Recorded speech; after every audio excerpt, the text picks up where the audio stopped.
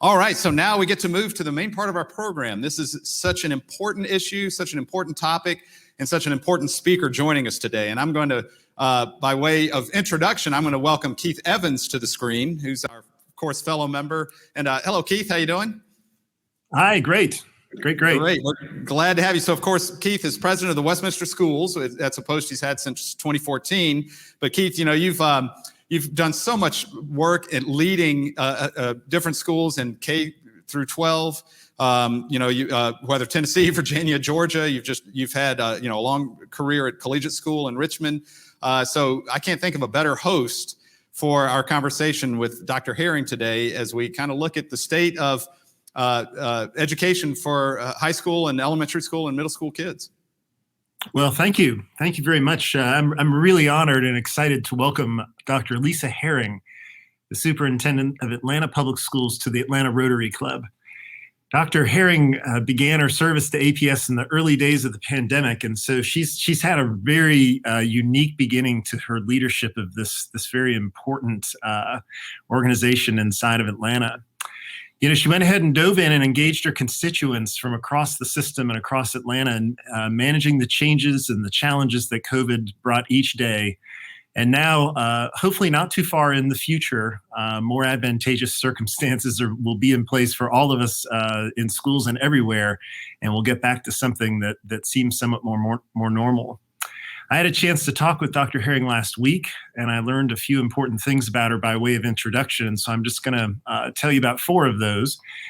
First thing to know about Dr. Herring is her roots in Georgia are deep, and they connect her both to the state and Atlanta in very important ways. She's a native of Macon, graduate of both Spelman and Georgia Southern, and her career has included posts in Atlanta.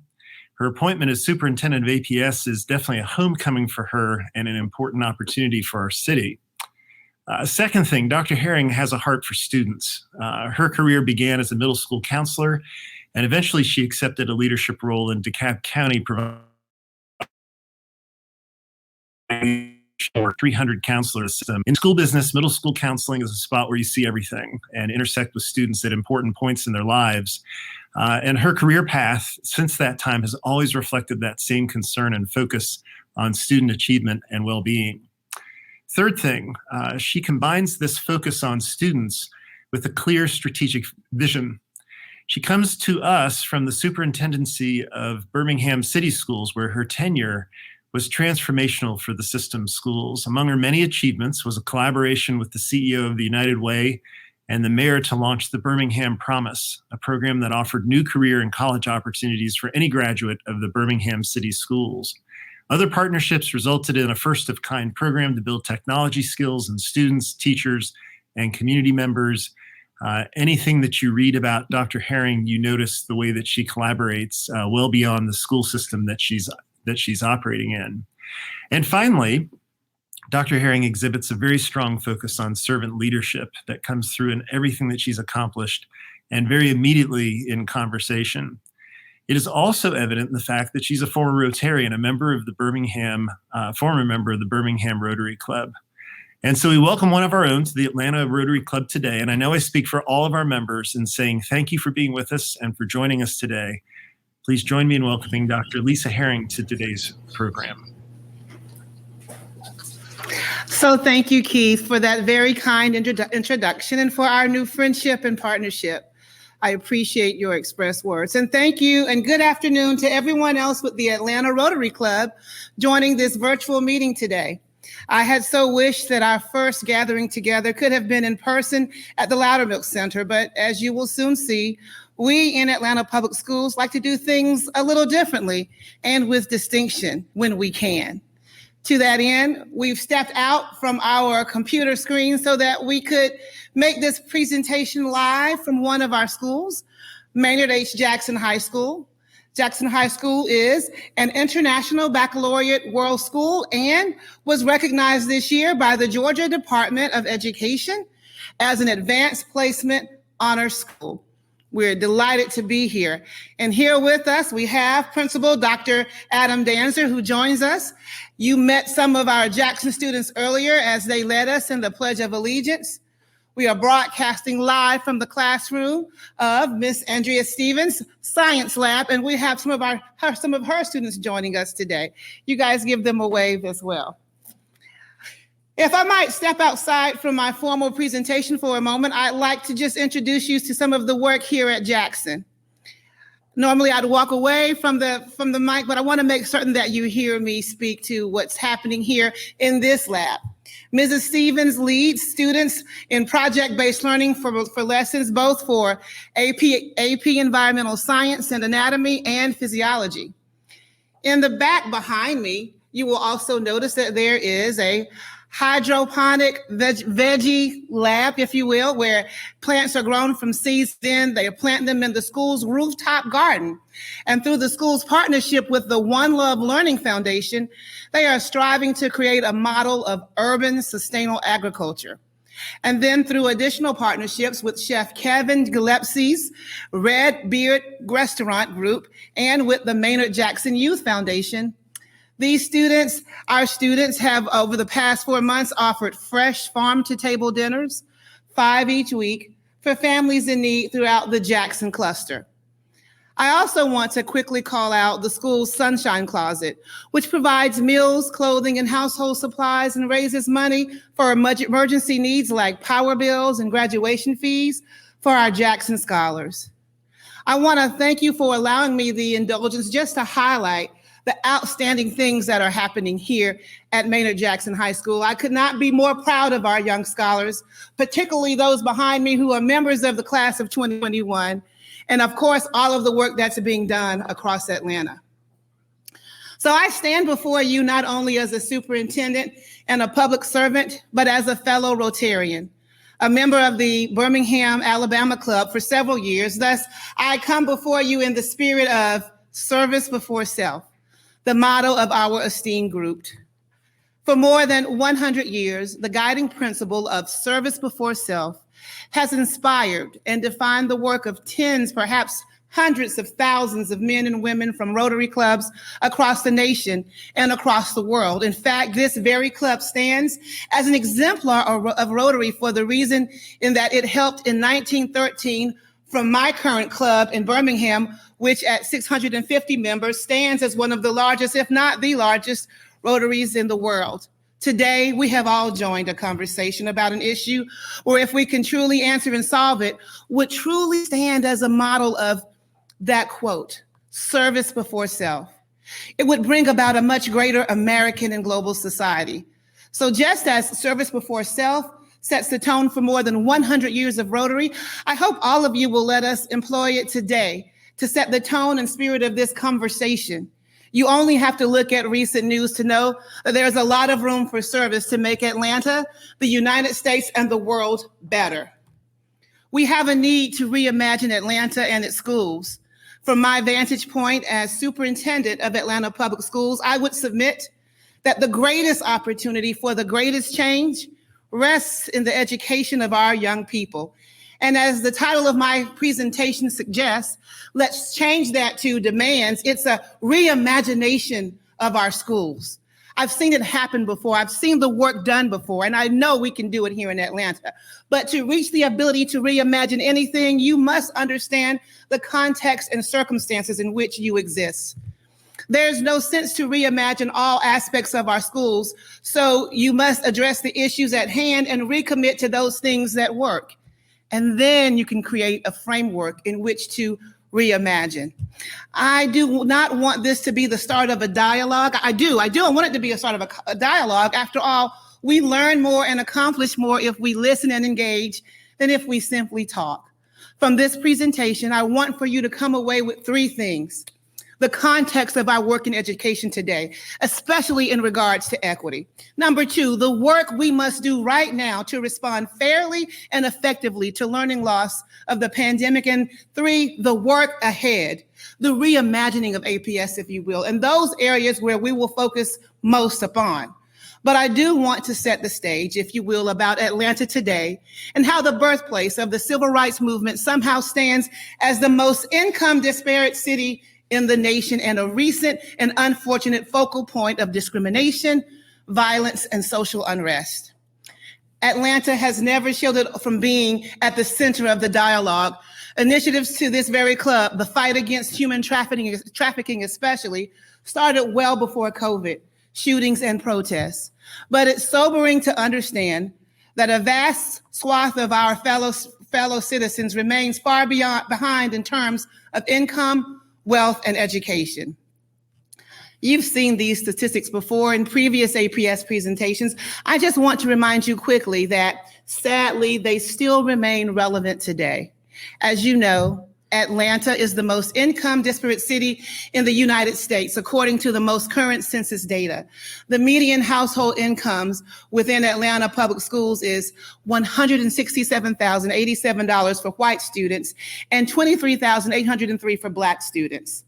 We have an academic achievement gap where white students are nearly 4.5 grade levels ahead of their Black peers within Atlanta public schools, and about 77% of our children are considered low income, and research shows that a child born in poverty in Atlanta has only a 4.5% chance of achieving upward economic mobility.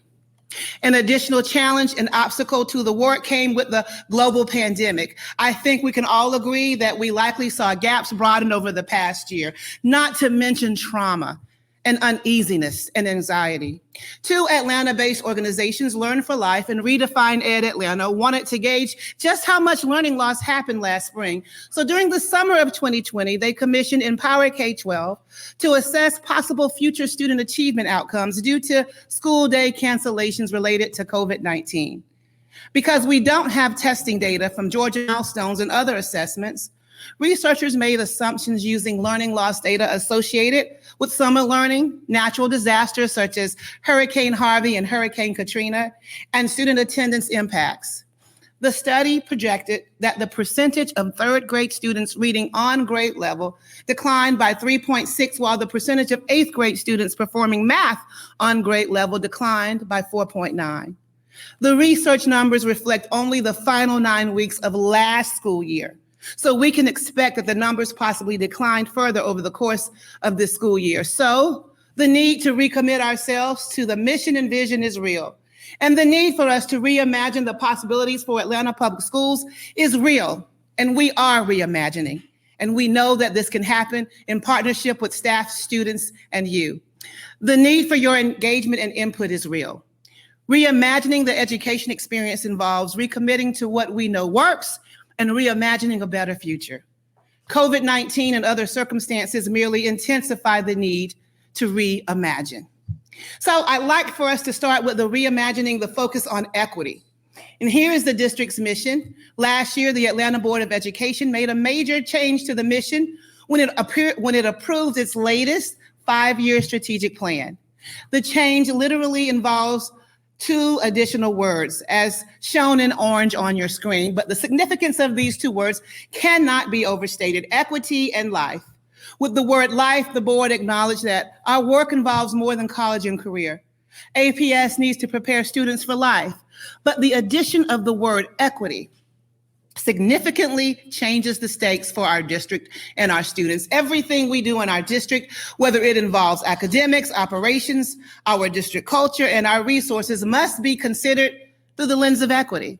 And that is why equity stands at the core of the district's 2020-2025 strategic plan and will guide all of our work as a school system.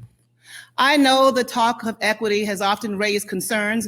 Many in our community think this means Atlanta Public Schools will focus attention, innovation, and resources to only a particular group of students. When we talk about all students, we mean in APS all students. Education is not a zero-sum game. It does not mean that for some students to succeed, others have to fail or be ignored. Atlanta can only succeed when all of our students are seen, valued, and supported. The image on your screen symbolizes what we mean if we treat all students equally. Only some can pick the apples from the tree, but if we treat them equitably, then all students can pick apples. But to be clear, we want all students to pick as many apples as they can. And that's why Atlanta Public Schools is taking what we call a targeted Universalist approach to this work. The approach makes a significant change for how we set goals. For example, Our 5-year strategic goal currently expresses a targeted goal to obtain an 85% graduation rate for Latinx and Black students. But when taking a targeted Universalist approach, we would change the goal to obtain a 10% increase or higher in the high school graduation rate for all students. And here's the official Atlanta Board of Education position on equity. It specifically recognizes equity as the quality or ideal of being just and fair, regardless of economic, social, cultural, and human differences among and between persons. It's different than equality, which treats everyone the same without recognizing the reality that each child is different. The aim of equity is to provide students with additional and differentiated resources based on their educational needs. Equitable instruction is learning that is grounded in students' experiences because it is engaging, affirming, meaningful, grade level appropriate. And then, of course, equitable stakeholder engagement is being intentional and inclusive in our leadership practices. This means that our stakeholders, teachers, school leaders, students, and families and partners have a voice in the problem-solving and decision-making process. And to this end, the board also approved the creation of the position in Atlanta Public Schools of a Chief Equity and Social Justice Officer. And I am pleased that the first chief, Dr. Tahita Baker-Jones, is a part of our work. I hope that we can talk more about plans for the APS Center for Equity and Social Justice as the district's first office devoted solely to advancing equity in education. And I hope that this makes clear that we will use an equity lens in everything we do. We are committed to equity because leading for equity is the ethical thing to do.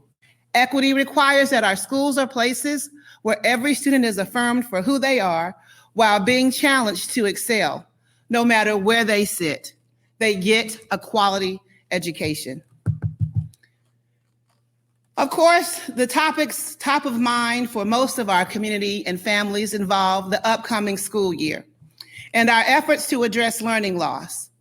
Before the pandemic, we certainly had academic gaps after COVID. They are likely wider, with equity at the forefront. We must take the right steps to ensure we provide quality education no matter where our young scholars sit, whether in a classroom or even like us today in a virtual setting. Many ask, will we always remain in a default virtual setting? As we look toward the 2021-2020 school year, we will return to 5 days of in-person instruction each and every week.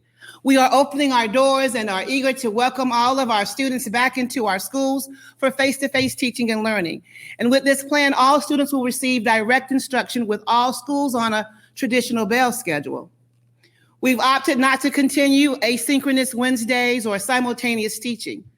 And we're also requiring schools to implement intervention, acceleration, and enrichment blocks.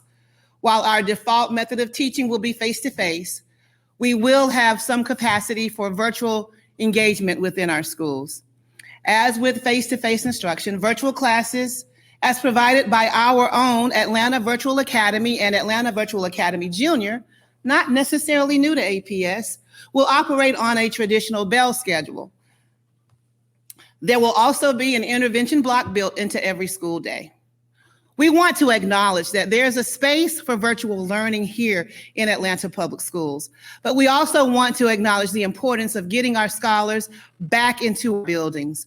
We know that there's importance in that, but we also embrace the opportunity to do the best we can and also innovate and co-create ideas around what learning of the future will look like. Again, face-to-face instruction will become our default option, but families will have the opportunity to also opt out of in-person instruction if they wish to, if they choose virtual. What we know is that we have to work to address learning loss immediately, which is why we've also addressed or introduced in Atlanta Public Schools our Summer Academic Recovery Academy. This Summer Academy will be a full-day program from June 2nd through June 30th, and it combines an academic recovery model with a focus on literacy and mathematics with our Power Up programming for students in grades PK through 12. Currently, registration is open, and so if you know someone, I encourage you to encourage them to participate. All of our Atlanta Public School students are able to do just that. We will continue to put the health, safety, and well-being of our students, staff, and families, and community members as a top priority. So, of course, the mitigation strategies, masks, social distancing, deep cleaning will continue well into the school year, and it is our hope that vaccination will continue to take place. And I also want to thank all of our funders for federal funding. For CARES Act, APS will secure about $193 million in CARES Act funding, which is a significant investment by the federal government and will allow us to contribute to recovery for all of our schools from the pandemic and also to help us reimagine moving forward. And so now reimagining.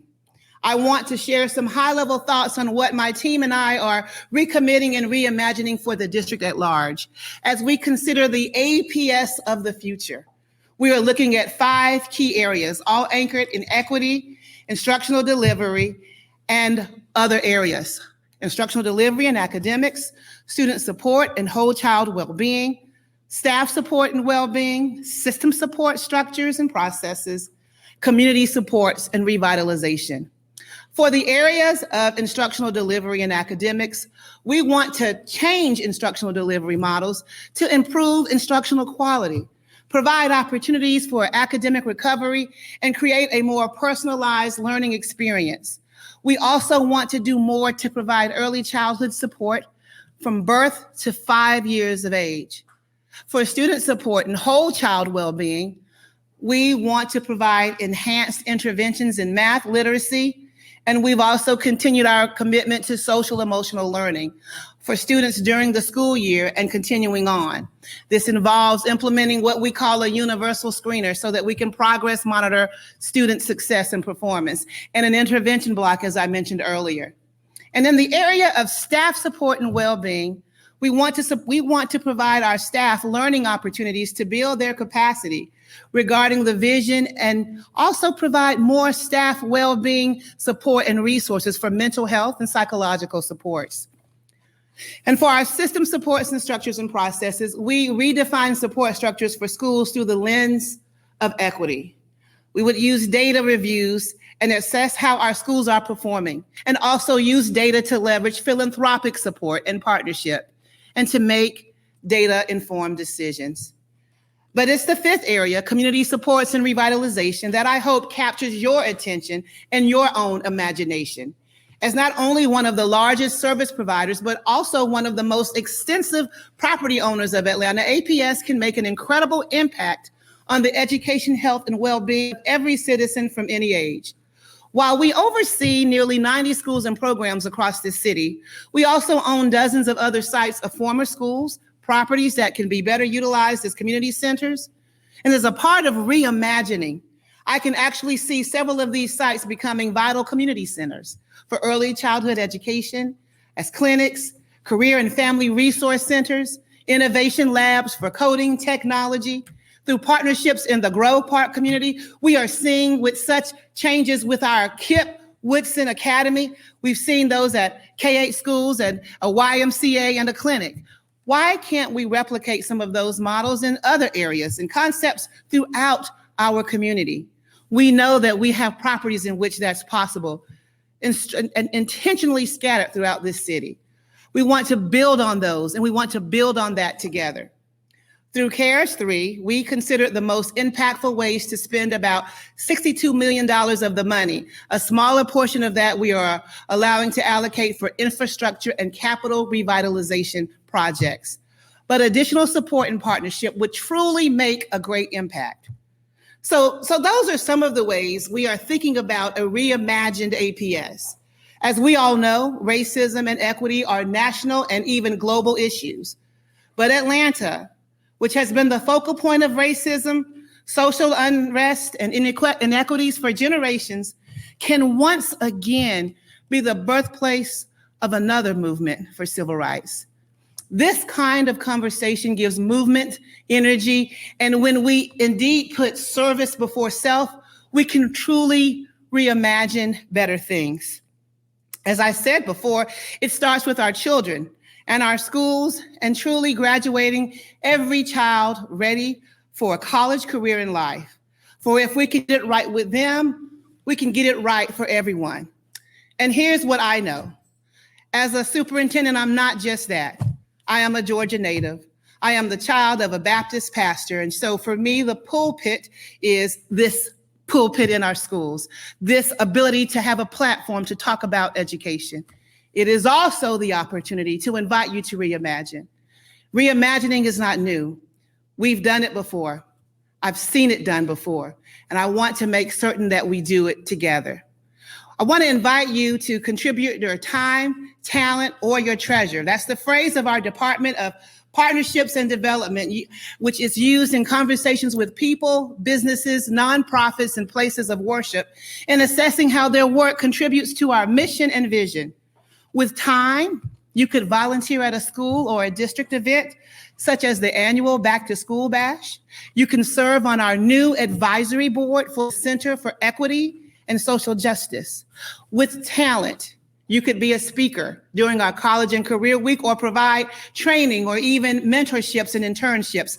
And with treasure, you can donate to the Whole Child Fund or select the APS Foundation when shopping on Amazon Smile, or put down a down payment on reimagining APS. We could also use your social capital.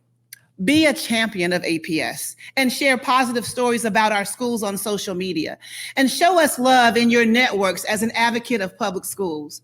You could show your recommitment to APS and join us as we reimagine Atlanta and Atlanta public schools. Show us the love and tag us at APS Update or hashtag APS Equity. Follow and tag me at Dr. Lisa Herring. However you want to work with us, please reach out to the contact information on your screen. You will see an email for partner development at atlanta.k12.ga.us and a telephone number.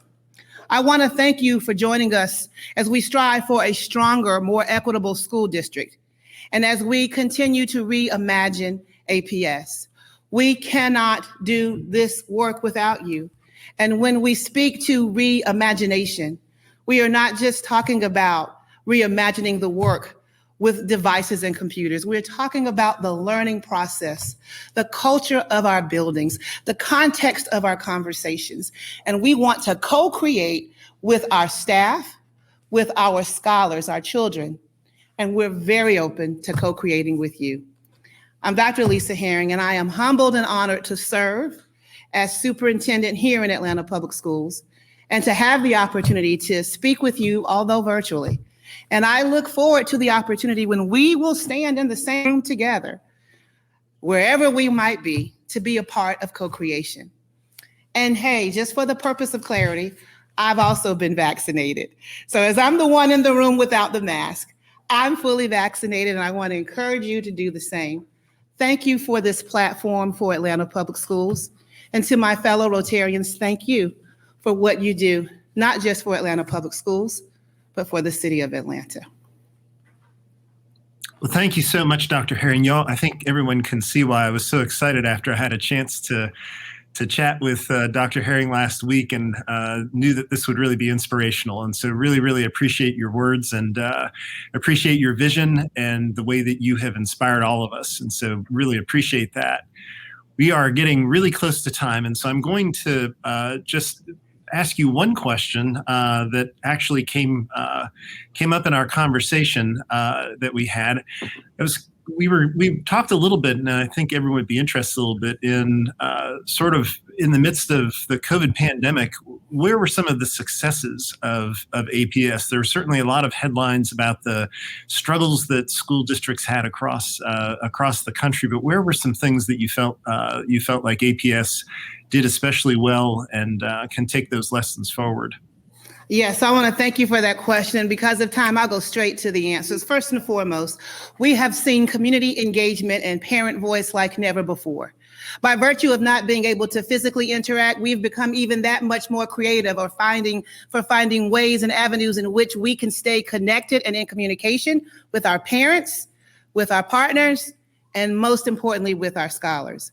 That being said, the creativity that we've also seen in the classroom, beyond the devices, but the ways in which our teachers, who are without question alongside their principals, our greatest heroes, have found the most unique opportunities to connect with students, keep them engaged, do check-ins, and reimagine how learning takes place.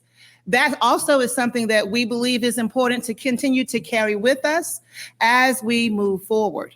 In addition to that, beyond the ability to communicate in more ways than before with family and stakeholders, to find creativity within our classroom, we've also found more unique ways to look at how we manage our own internal resources around student learning. We've been able to partner with a number of individuals across the city of Atlanta during our most challenging times. And so to that end, we've built new partnerships around the external parts of being a school system. And then finally, I just want to identify something that I've heard many teachers say. Because of the creativity around learning, we have also found that there are a large cohort of our scholars who have found more creative ways to be just as effectively proficient and high performing, while there are still those who still need that face-to-face engagement. And so that's given us a balance of opportunity to revisit and to reimagine again how learning will look moving forward. Thank you. Thanks so much. President Cannon, we're sending it back to you. Well, Dr. Herring, wow, what an amazing, energetic vision you've provided. So thank you. And Keith, thank you for hosting and prepping Dr. Herring for this conversation. And congratulations. I mean, just to the setting you're in. I mean, Maynard H. Jackson High School, Principal Adam Dancer, it sounds like you've just had an incredible impact with the AP and honors recognition you've gotten, and the project-based learning that you've done. So wonderful, wonderful work there and inspiring. So we really enjoyed that. Dr. Herring, just one question. I mean, so you alluded to some of the success stories that you've had, and it's amazing. It's not just about connectivity. It's about culture. It's about process. What can businesses of Atlanta do ideally on your wish list that might help in partnership to keep APS moving forward in this world? Yes, and so thank you, Sir President. So you've heard me speak to 3 areas of time, talent, and treasure. As we are reshaping and re-envisioning what school will look like moving forward, we also acknowledge that there's been some level of trauma for all of us, whether that trauma has happened in our private households or within our community or even within our school buildings. And so when we think about reimagining, we take into consideration academic performance, revisiting the culture, and also looking at overall wellness, time, talent, and treasure. If you have time and skill set to which you can be a part of this conversation, I mentioned earlier in the presentation, or really at the latter part, to please reach out to us. We welcome the opportunity to engage with what others have seen perhaps in corporate America or nonprofit around what works, whether it's hybrid learning or telework creativity. In addition to that, our core business is teaching and learning.